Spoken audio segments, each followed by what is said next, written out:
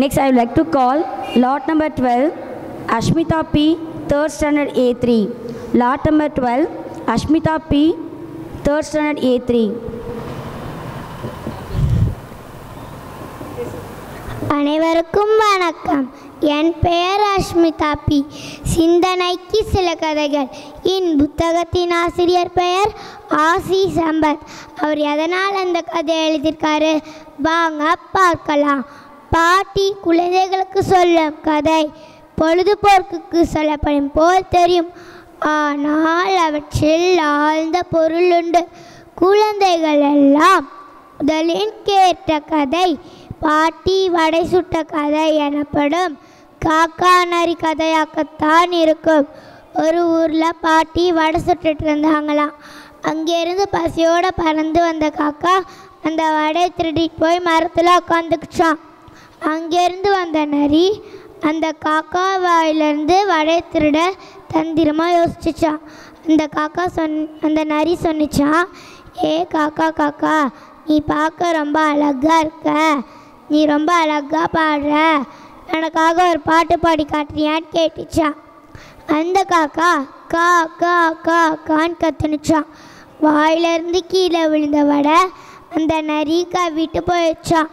இக்கதையின் உட்பொருள் என்ன? 1. திருடக்கூடாது. 2. நாம் ஒருவரையும் திருடினால் அதை வேறொருவர் பறித்து செல்வார். 3. புகழ்ச்சியை பார்த்து மயங்காதே. 4.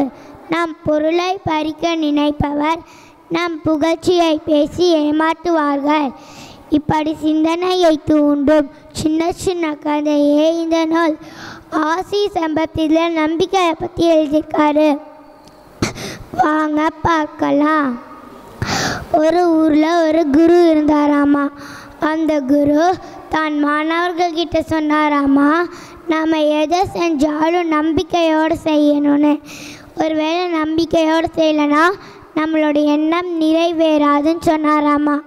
குரு சொன்ன கருத்து மாணவர்களுக்கு புரியலையாமா. அதை தெரிஞ்சுக்கிட்ட அந்த குரு, மாணவர்களே எல்லாரும் அந்த கோழியை பாருங்க, அந்த கோழி தான் முட்டையிலேருந்து குஞ்சு வருமா வராதா என்று சந்தேகப்படலை. அது தான் முட்டையை நம்பிக்கையோடு அடைக்காக்கியது. அதனால் நாமளும் தன் வாழ்க்கையில் எதை செஞ்சாலும் நம்பிக்கையோடு செஞ்சோன்னா நம்மளோட எண்ணம் நிறைவேறும். நன்றி, வணக்கம். 1000 கருத்துக்கள் உள்ளிருப்பினும் அமைதியாய் இருப்பது புத்தகம் மட்டுமே என சிந்தனைக்கு என்ற புத்தக கருத்தின் மூலம் சில மணித்துளிகள் சிறகடித்து சென்ற அஸ்மிதாவிற்கு வாழ்த்துக்கள்.